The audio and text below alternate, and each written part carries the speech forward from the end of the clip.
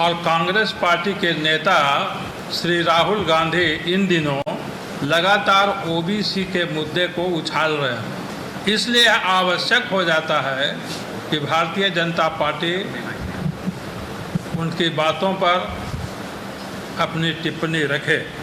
ये जो राहुल गांधी इन दिनों ओबीसी के मुद्दे उछाल रहे हैं, इसका पर्पस क्या है? हमारा मानना है कि कांग्रेस पार्टी और श्री राहुल गांधी का पिछड़े वर्गों से कोई हमदर्दी नहीं है। केवल छवि चमकाने के लिए वे इन मुद्दों को उछाल रहे हैं।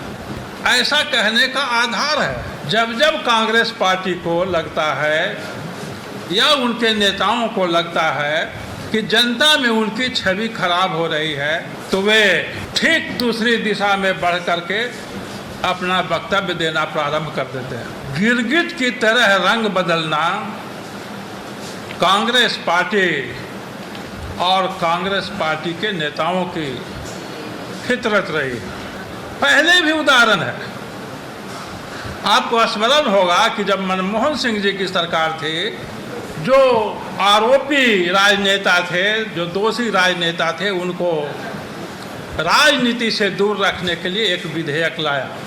जब उस विधेयक, और खास तौर पर उन दिनों लालू प्रसाद जी ही चर्चा में थे, तो जब उस विधेयक की आलोचना होने लगी सर्वत्र, खास करके मीडिया में, राहुल गांधी प्रेस कॉन्फ्रेंस करते हैं और उस विधेयक को फाड़ने का काम करते हैं। फिर सरकार ने उस विधेयक को वापस ले लिया। तो यह छवि चमकाने का प्रयास था, क्योंकि अगर राहुल गांधी का या कांग्रेस पार्टी का भ्रष्टाचार से दूरी बनाने का कोई मुद्दा होता, नियत होती, तो आज वही राहुल गांधी, वही कांग्रेस पार्टी उन्हीं लालू प्रसाद के साथ मिलकर गलबहियां डाले हुए चल रहे हैं, बारात सजा रहे हैं और राहुल गांधी कथित तौर पर उसमें दूल्हा बन रहे हैं। इसीलिए मैंने कहा कि कांग्रेस पार्टी गिरगिट की तरह रंग बदलती है, उसके नेता रंग बदलते हैं केवल अपनी छवि चमकाने के लिए।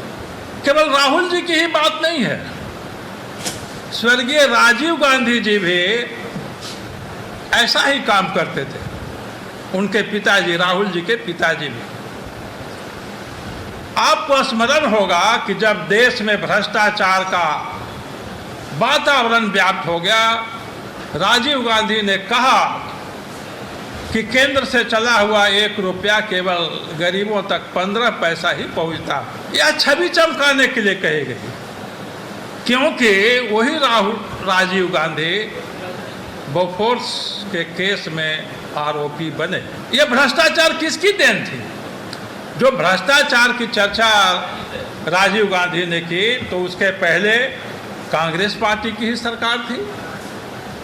तो मैंने कहा कि गिरगिट की तरह रंग बदलना, यू टर्न लेकर के अपनी छवि सुधारने का प्रयास करते हैं। राहुल गांधी की दादी जी भी ये करती थी। स्वर्गीय श्रीमती इंदिरा गांधी जी ने 1971 में गरीबी हटाओ का नारा दिया, और ये तब नारा हुआ जब देश आज़ाद हुए 25 साल बीत गए थे। 1971 में नारा दिया था। तो गरीबी के कौन जिम्मेवार था? उस समय जो गरीबी थे, नेहरू जी और इंदिरा जी और कांग्रेस पार्टी का ही शासन चला था। तो यह भी एक छवि बनाने का ही प्रयास उनका था। इसीलिए मैंने कहा कि गिरगिट की तरह रंग बदलना कांग्रेस और कांग्रेस पार्टी के नेताओं की फितरत रही है। राहुल गांधी ने वक्तव्य दिया प्रेस कॉन्फ्रेंस करके और कहा कि जो 2010 में महिला आरक्षण कानून लाया गया था, विधेयक लाया गया था, उसमें ओबीसी महिलाओं के लिए आरक्षण नहीं करना हमारी गलती थी और हम खेद प्रकट करते हैं। हम कहना चाहते हैं कि अगर राहुल गांधी की नीयत सही है, कांग्रेस पार्टी की नीयत सही है और सच्चा है, तो उनको महीनों, लगातार महीनों उनको क्षमा मांगना पड़ेगा, तो भी उनकी गलतियों का निराकरण नहीं हो सकेगा। राहुल गांधी इन दिनों जातिगत गणना की, देश का पिछड़ा वर्ग और बिहार का पिछड़ा वर्ग और यूं सामान्य वर्ग भी भाजपा के साथ है, नरेंद्र भाई मोदी जी के साथ है, साथ था, साथ है और साथ रहेगा। बहुत धन्यवाद। कोई प्रश्न? एकदम मिलना चाहिए, मैं तो कह रहा हूँ कि मिलना ही चाहिए, मिलना चाहिए रिजर्वेशन, और हम लोग दे रहे हैं, हम लोग दे रहे हैं।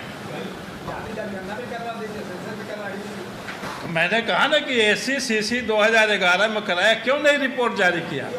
और नहीं, 1951 में जातिगत गणना पर किसने रोक लगाया? झूमेंगे घूमेंगे गाएंगे हम, वाइल्ड वादी वाटर पार्क जाएंगे हम। झूमेंगे घूमेंगे गाएंगे हम, वाइल्ड वादी वाटर पार्क जाएंगे हम। वाटर पार्क में फुल ऑन फन करेंगे, फैमिली संग वाइल्ड वादी चलेंगे। वाइल्ड वादी एंड अम्यूजमेंट वाटर पार्क एक नए अवतार में, तो तैयार हो जाइए वाइल्ड वादी में अनलिमिटेड मस्ती के लिए। साथ ही 33 फीट की हाइट से मल्टी लेन और बर्ड पार्क का भी ले फुल मजा। वाइल्ड वादी अम्यूजमेंट वाटर पार्क, देवी मंडप रोड, 10 माइल चौक, रांची। IIT जी नीट एस्पिरेंट्स के सपने को पंख देने आ गया है कंप्लीट सॉल्यूशन इंस्टीट्यूट। यहाँ है smart classroom, 1-to-1 doubt clearing session, ask the expert, video solution और भी बहुत कुछ। मतलब हम करेंगे आपको गाइड, बनेंगे आपके mentor. Foundation classes from class 6 onwards for your bright future. Visit complete solution institute.